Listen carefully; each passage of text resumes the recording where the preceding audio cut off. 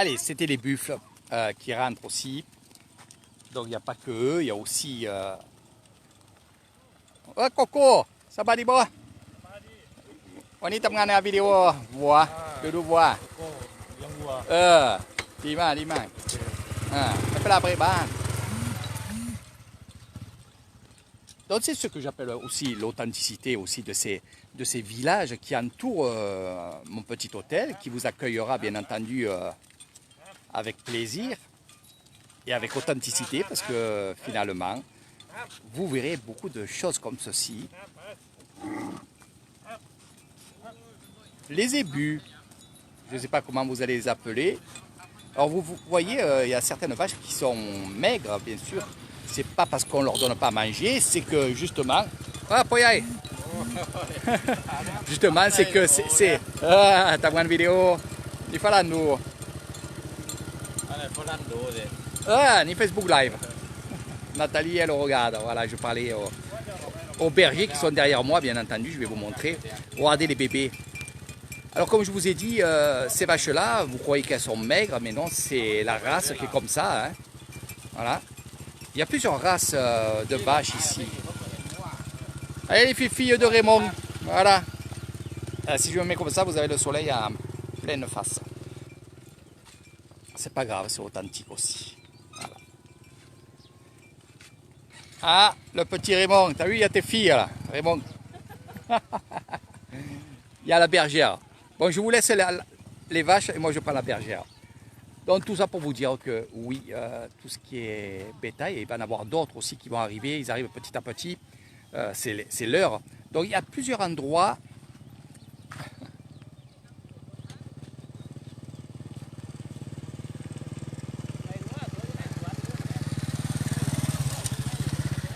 Ah, bien sûr que c'est vrai. C'est vrai que de les voir en vidéo, c'est autrement que quand on y est. Comme le disait Nathalie, on est là avec les bergers qui viennent aussi bien en motobike, qui viennent en vélo, qui viennent aussi à pied aussi, bien entendu. Donc je vais vous expliquer un peu justement comment ça se passe. Beaucoup de paysans ici ont beaucoup de vaches, de buffles. C'est deux choses différentes car on va faire sortir en premier le matin les vaches. Les vaches qui vont aller près à être dans les terres quand il n'y a pas le riz, bien entendu, ou alors ça soit des terres comme ici. Voilà, et vous voyez qu'il n'y a pas beaucoup d'herbe parce que justement ils viennent brouter toute la journée. Donc il y a des terres qui restent brutes, qui n'ont pas le riz à l'intérieur et dessus, et ils servent bien sûr pour faire brouter les vaches et les buffles. Ce qu'il y a, c'est que le matin, après que les enfants soient partis à l'école, ils vont faire sortir les vaches. Donc ça veut dire à peu près à 8h30, entre 8h et 8h30, ils vont aller sortir les vaches et les buffles. On ne le fait pas avant. Pourquoi? Il y a une raison aussi, il y a toujours des raisons dans ce monde, on va dire, des villages.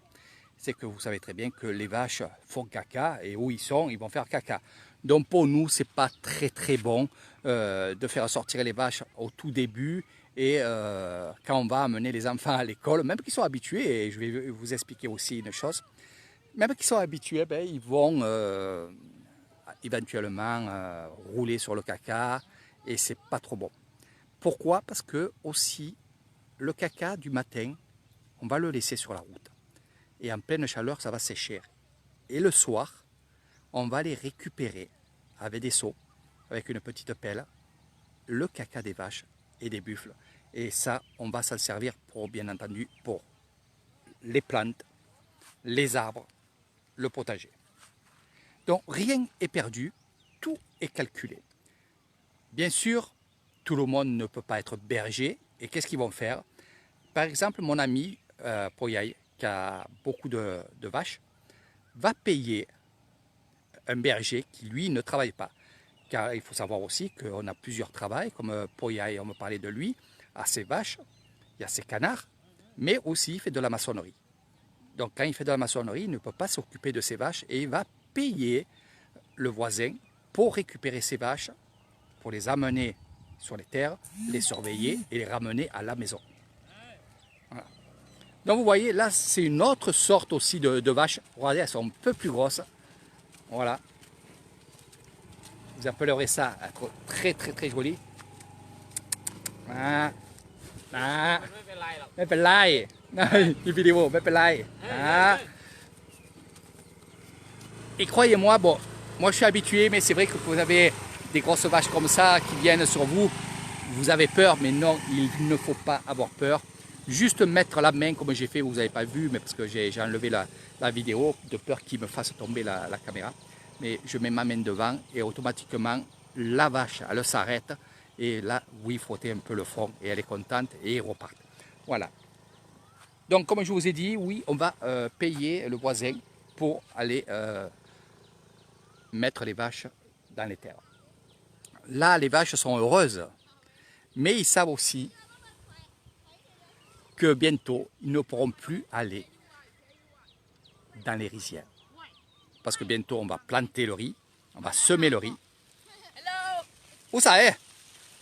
ไปพูนไปหาหมา ดูอะไร เป็นไรเอ็ด โอ้ยบัวบาโบChacha. Les enfants qui s'amusent, ils vont dans les terres. Donc ça vit ici, hein, dans les villages, ça vit. Là, on est à l'extérieur du village. On est au bord d'un joli lac, une retenue d'eau comme ça, qui nous sert aussi pour alimenter le village.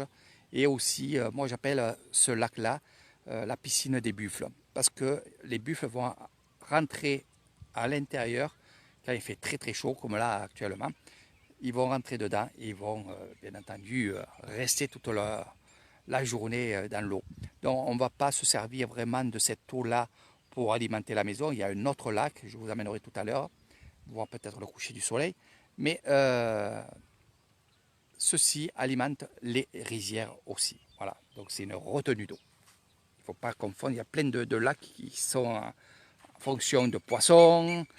Là, une retenue d'eau, il n'y a pas de poissons. Enfin, il y en a naturellement qui vont être dans ce lac-là, mais il n'est pas fait pour alimenter les maisons. Donc, comme je vous ai dit, les vaches, ils vont, dans quelques temps, dans quelques jours, ça se compte, ils vont être stoppés et ils ne vont pas aller dans les rizières. Eh oui, bonjour Christian, Christophe. สวัสดีครับคนไทยวันนี้ทำงานวิดีโอบ้านปอน้อยดูวัวนี่ฝรั่งดูเฟซบุ๊กดูวิดีโอชอบมากๆนี่ดูวัวกับบ้านet les gars pour français pas ça français. Donc il y a aussi les porcs. On va aller voir quelque chose là-bas parce que je vais aller suivre les enfants. Les enfants, il faut toujours les suivre. Bonjour Isabelle. Bonjour Michael, rebonjour. Voilà, donc cet endroit-là, l'Issan, au milieu des rizières, les villages, les enfants, le bétail. Les buffles, on ne mélange pas les vaches avec les buffles. Ils ne s'entendent pas. Ça, je peux vous le dire. C'est pour ça qu'on fait sortir le matin les vaches en premier et derrière, on fait sortir les buffles. On fait rentrer les vaches et derrière on fait rentrer les buffles. On ne va pas rentrer tous les bétails, tous les animaux en même temps. Non, ils ne s'entendent pas. Voilà, c'est comme ça.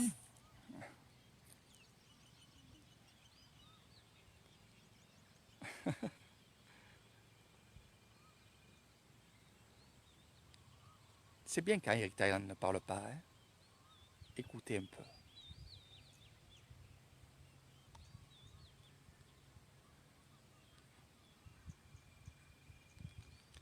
Ici, il ne pleut pas. Il a plu ce matin et ça tourne. Regardez, il est là-bas l'orage. Je peux vous le montrer. Voilà, les gros nuages que vous voyez ici, là. Eh ben, ça tourne. Et ça fait une averse qui dure à peu près 5 à 10 minutes. Après, des fois, ça peut durer plus longtemps. Mais sinon, ça dure 5-10 minutes. Mais par contre, il pleut beaucoup d'eau en quelques minutes. Voilà. Et en plus de ça, il y a le vent, il y a pas mal de phénomènes comme ça, comme vous avez montré la dernière fois sur pas mal de live, où je vous ai montré un peu les tempêtes qu'il y a ici. Mais c'est vrai que de se promener à 16 h, on va dire à 16 h du soir, 4 h de l'après-midi. On va se promener dans les rizières, on va se promener dans les villages. On va aller découvrir tout ça, puisque à 17 h à peu près, les animaux rentrent. À 18 h, on mange. Donc c'est pour ça que je vous dit que la soupe se prépare à partir de 17h30 à 18 h dans les fermes, dans les villages. 18h30, il fait nuit ici à Nissan.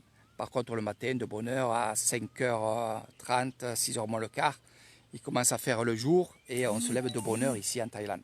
Sauf Eric Thaïlande. Je me lève tard, surtout en ce moment.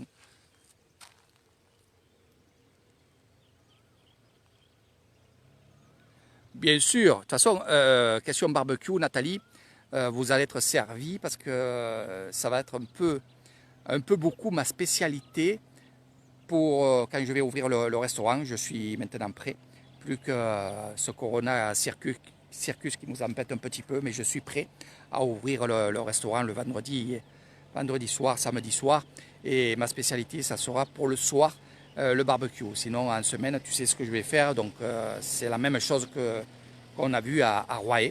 Voilà, je suis prêt, tout est prêt, plus qu'à attendre un petit peu que justement que le Corona Circus s'arrête un peu. Les tracteurs, bien sûr, il va avoir, on va dire, le champ des tracteurs, comme je l'appelle, puisque c'est parti, ils sont en train de travailler du matin au soir les terres, les hectares, les kilomètres de terre où on va faire les rizières. Donc ils travaillent beaucoup. Et c'est vrai que comme lui, il a plusieurs travails, cette personne-là que vous avez passé avec le tracteur. Il est maçon. Et le soir, quand il a fini son travail de maçonnerie, il prend son tracteur et il va faire les terres. Voilà. Et n'oubliez pas une chose, et ça se fait, même le soir, il y en a qui travaillent avec les projecteurs sur le tracteur. Pourquoi? Parce que quand ils sont en pleine saison, comme là actuellement, ils sont en pleine saison qu'il faut travailler les terres, eh bien, si vous bougez le cul, vous faites beaucoup de terre. Et si vous faites beaucoup de terre, vous faites beaucoup d'argent. Voilà, c'est tout simplement. Donc il y en a, ils prennent des vitamines, ils prennent des cafés et ils vont travailler même le soir dans les rizières. Ça se fait, c'est comme quand il y a la rieuse, comme je l'appelle, qui va récolter le riz, eh bien, ils travaillent du matin au soir et ils se relaient. Voilà. C'est comme ça. Ils savent qu'il y a une période où il faut travailler.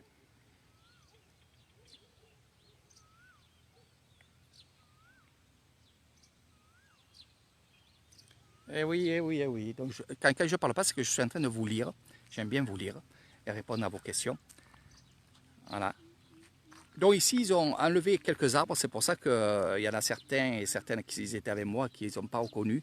Ils ont refait toute la clôture.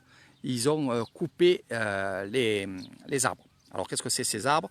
Ce sont l'eucalyptus. Et bien entendu, on va couper ces arbres-là. Ça repousse très très vite. On va y aller, peut-être je vous ferai un live, je vous expliquerai en détail ça. Mais ça repousse très très vite. Et actuellement, il y en a beaucoup qui coupent. Et quand ça arrive, les pluies, automatiquement, avec l'abondance des pluies, la végétation va bien sûr pousser très très vite. Et c'est pour ça qu'on coupe avant, on va vendre le bois, on va récupérer le bois si on en a besoin pour faire une toiture ou des choses comme ça. Mais sinon, on va aller vendre le bois. Et justement, vous allez voir, je vais vous montrer la haie qui est coupée. Et je vous ferai un autre live dans 1 ou 2 mois, je verrai. Et pour vous montrer vraiment comment ça pousse très très très vite. L'eucalyptus, ici il y en a beaucoup, il y en a là-bas, vous voyez. Tout ça, ça naît. Voilà. Tout ça, ça naît. Et tout autour de ce terrain-là, et c'est pour ça qu'il y en a qui ne reconnaissent pas, il y avait l'eucalyptus et c'était boisé. Voilà. Donc c'est très important aussi l'eucalyptus ici. Il y a beaucoup de terres qui en ont parce que ça se vend très très bien. Et bon, ils font de l'argent avec, hein, bien entendu, hein, c'est pour vivre. Alors, ou ils les revendent pour la découpe, ou ils les revendent pour faire des poteaux, pour faire des toitures, ou ils vont revendre ce bois à des gens qui vont faire du charbon. charbon de bois. Hein, voilà, donc il y a toutes ces choses-là qui rentrent en compte dans les villages, et c'est comme ça qu'un village travaille et fait de l'argent. Sans oublier une chose, et je vous le dis à chaque fois, dans ces villages-là, dans mes villages, on fait du troc. L'autre, il va troquer, par exemple, une tonne de bois pour 30 kilos de riz, ou des canards, des poulets, des choses comme ça. Donc oui, le troc se fait, bien entendu, à chaque fois. Voilà. Moi, je me régale de vous parler, surtout quand je vous montre cette chose-là. J'attends que le soleil soit bas. Voilà. Ça, c'est un peu les photos que vous verrez avec Eric Thaïlande et que vous ferez surtout. Ça, c'est magnifique quand les rizières sont toutes vertes. Vous verrez, je vais vous faire des lives dans les rizières cette année. Donc vous avez vu, je le répète parce qu'on me dit de le dire, malgré que j'aime pas trop ça, mais vous avez vu que j'ai mis mon adresse Tipeee où je fais une petite demande pour acheter un autre téléphone que ce que j'ai là. C'est vrai que celui-là, le téléphone est très très bien, mais quand il fait très très chaud, il s'arrête, il bug et ça arrête mes lives. Donc je suis embêté. C'est vrai que je l'ai pris parce que j'avais l'argent que j'ai eu en cagnotte. J'avais que cet argent-là et j'ai fait en fonction de ce que j'avais récupéré de mes cagnottes. Et là, c'est vrai que je fais un peu un appel à vous. C'est pas moi qui ai eu l'idée, c'est mon ami Michael qui m'a dit Eric, moi je vais te donner quelque chose, fais une annonce, achète-toi un bon téléphone, que tu nous fasses des bonnes images parce que la Thaïlande nous manque, il y a tout qui nous manque. Et c'est vrai que la dernière fois, quand je regardais, ton téléphone s'arrêtait et c'est vrai que c'est dommage. Donc voilà pourquoi j'ai mis aussi mon compte Tipeee, j'ai mis aussi mon compte PayPal pour ceux qui veulent donner 2 euros, 1 euro, 50 centimes d'euros. Vous donnez ce que vous voulez. Et quand j'aurai la totalité pour acheter un bon téléphone, pour que je sois tranquille dans mes lives, même quand il fait chaud, je vous le dirai et on arrêtera la cagnotte. C'est que pour acheter le téléphone. Voilà. Donc vous savez très bien que le téléphone ne me permet pas de m'amuser. Je ne m'amuse pas avec le téléphone. Je ne suis pas quelqu'un qui joue. Je suis quelqu'un qui justement aime faire des vidéos, aime faire des lives pour vous et pour moi parce que c'est ma passion aussi. Et j'en fais beaucoup parce qu'il n'y a pas de tourisme qui viennent à la maison en rapport au Corona Circus. Et il y a beaucoup de gens qui devaient venir. Et il y a beaucoup de gens qui sont venus et qui veulent revenir, qui m'ont dit, Eric, ça nous manque, fais-nous des lives. Donc c'est pour ça que je vous en fais beaucoup, beaucoup, beaucoup. Et c'est pour vous, en premier lieu, c'est pour vous. Voilà, petite explication pourquoi j'ai mis mon compte Tipeee. Vous pouvez donner ce que vous avez envie. Et pour ceux qui n'y arrivent pas, et ça je réponds aussi chaque fois aux questions qu'on me pose en privé, donc ceux qui ne peuvent pas, qui n'ont pas PayPal, qui ne peuvent pas et qui ne comprennent pas trop le système de Tipeee, oui, vous pouvez envoyer un chèque, je vous donnerai l'adresse, bien entendu, il y en a qui vont le faire, puisqu'ils m'ont dit, Eric, donne-moi l'adresse, et je fais comme d'habitude, je t'envoie un chèque chez ta maman. Donc oui, vous pouvez le faire aussi, il n'y a aucun problème.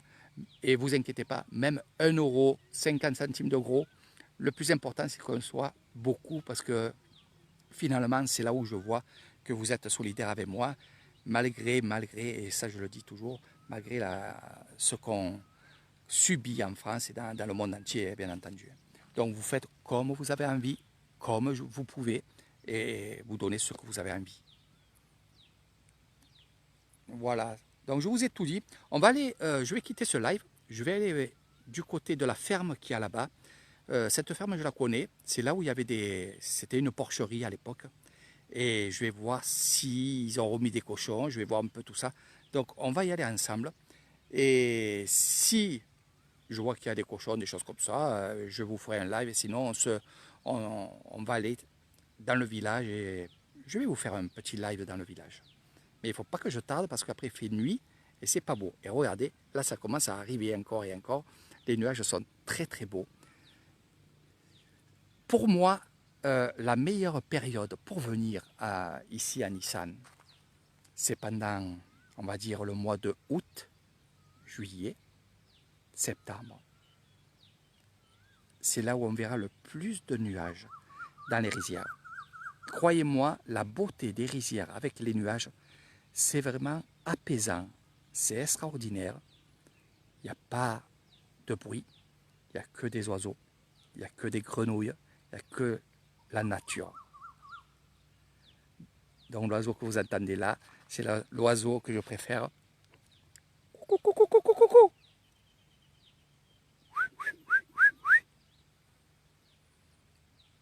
Allez, on y va. On va direction la bergerie là-bas. Je vais voir ce qui se passe. Sinon, on se revoit un peu plus tard. Voilà. Nathalie, ne pleure pas. Tu reviendras. Ton bungalow, il est prêt. Voilà. Il est prêt, il est prêt. Sylvania, bonjour, bonjour et gros bisous, bisous, bisous. Allez, on se voit dans quelques minutes.